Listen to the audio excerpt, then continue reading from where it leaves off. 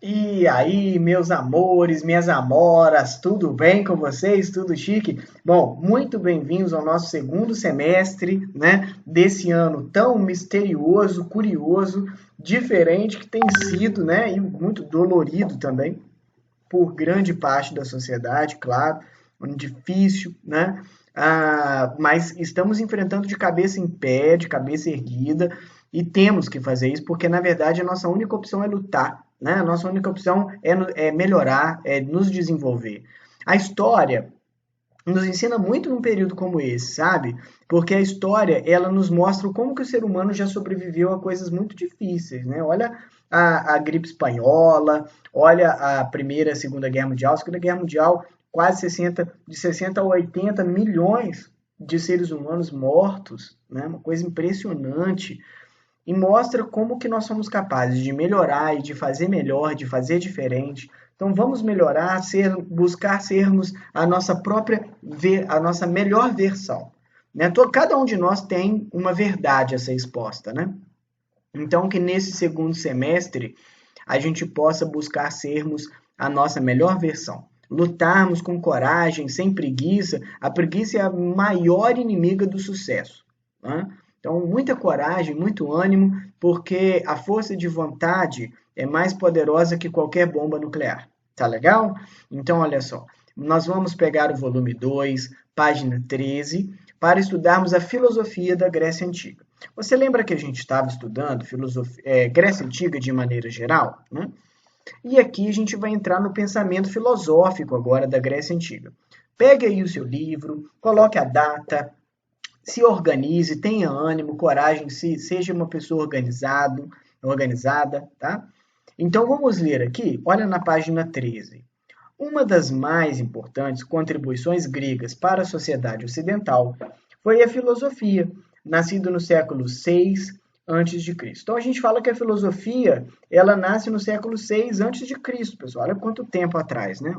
Continuando a ler aqui, ó. O território grego está localizado em uma posição geográfica estratégica, no limite do continente europeu, próximo, né? Tanto da Ásia quanto da África. As atividades desenvolvidas pelos gregos, como o comércio, possibilitaram a eles conhecer os costumes, as tradições e as técnicas dos povos de 3 continentes, o que modificou aos poucos sua forma de se relacionar socialmente, em sua maneira de pensar. Ou seja, né, até aqui o que a gente está vendo, né, pessoal? Vamos pensar. Os gregos, eles tiveram muita influência da geografia deles, né? Ou seja, eles estavam num conjunto de ilhas e em contato com povos da Europa, com povos da África, com povos da Ásia, né? Então eles tiveram, por causa disso, conhecimento sobre as mais diversas formas de vida, as mais diversas formas de estar nesse planeta e de ser um ser humano. Então, quanto mais experiência a gente tem, mais a gente fica buscando entender que a diversidade nos ensina, que a heterogeneidade nos ensina. Os gregos eles começaram a perceber que eles não eram os únicos seres humanos, que a religião deles não era a única religião. E eles começaram a reconhecer que o ser humano tem várias maneiras de enxergar o mundo. E com isso, eles aprenderam tanto que eles desenvolveram um conjunto de pensamentos que busca tentar entender as polêmicas da vida, né? De onde eu vim, para onde eu vou, quem sou eu, quem é você. As polêmicas da vida foram juntas pensadas e chamadas de filosofia, né? Philos, amigo, e né, da ideia de você ser amigo do pensamento, amigo da crítica, amigo do conhecimento, né? Então, olha só, vamos continuar lendo aqui.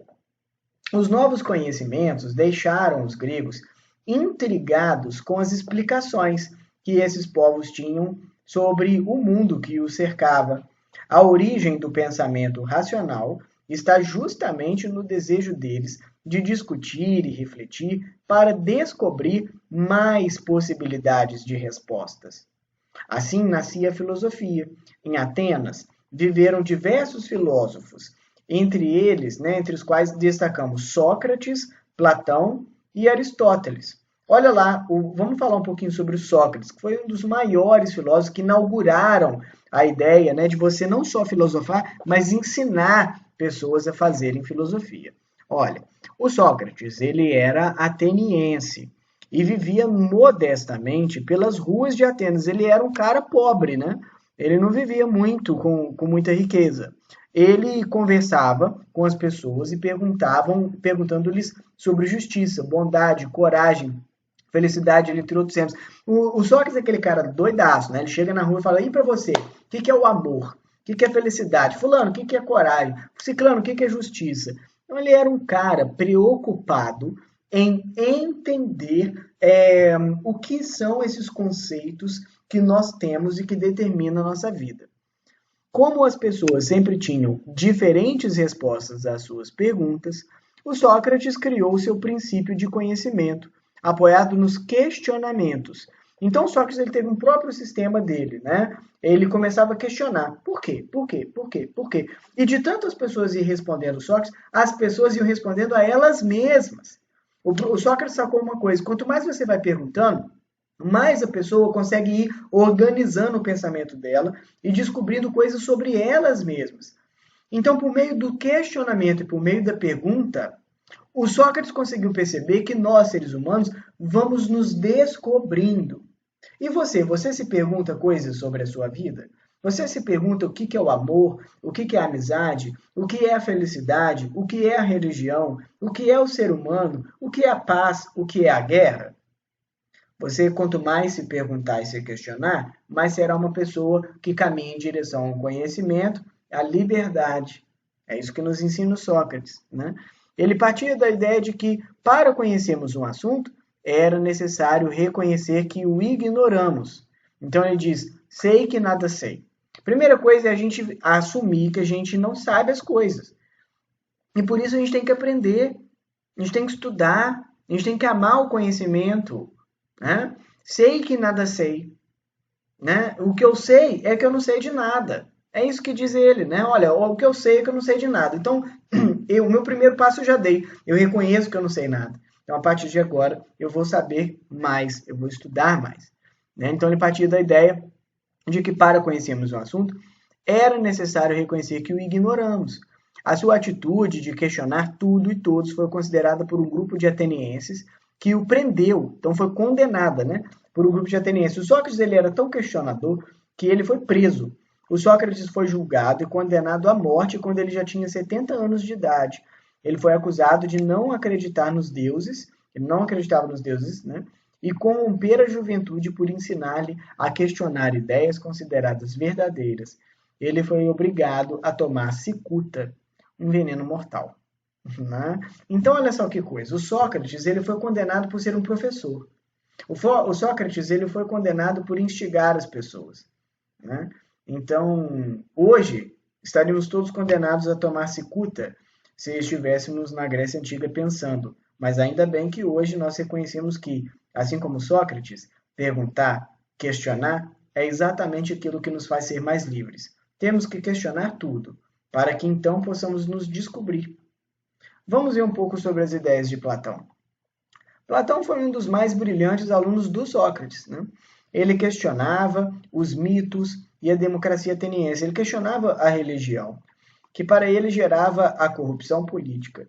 Segundo o filósofo, as pessoas deveriam conhecer as ideias universais, como o bem, a justiça, a verdade e a coragem, para orientar e conduzir sua vida no mundo real. Platão deixou muitos escritos. Na obra A República, propôs uma sociedade constituída por 3 grupos principais: filósofos, guerreiros, artesãos, que desempenhariam as funções de acordo com seus talentos. Muito bem, pessoal. Nós vamos parando por aqui, porque eu vou falar para você sobre o seu dever de casa. Tá legal? Eu vou pedir para você fazer o seguinte: você vai fazer uma pesquisa para mim sobre os principais pensadores, filósofos da Grécia Antiga, que não seja Sócrates e Platão, tá? Então você vai pegar os principais, eu quero pelo menos 3, fazer um resumo sobre eles, e depois falar o que você acha sobre a filosofia. O que você acha sobre a filosofia? Você acha ela importante, você não acha ela importante? Aí eu quero a sua opinião. tá bom? Obrigado, beijão e até a próxima.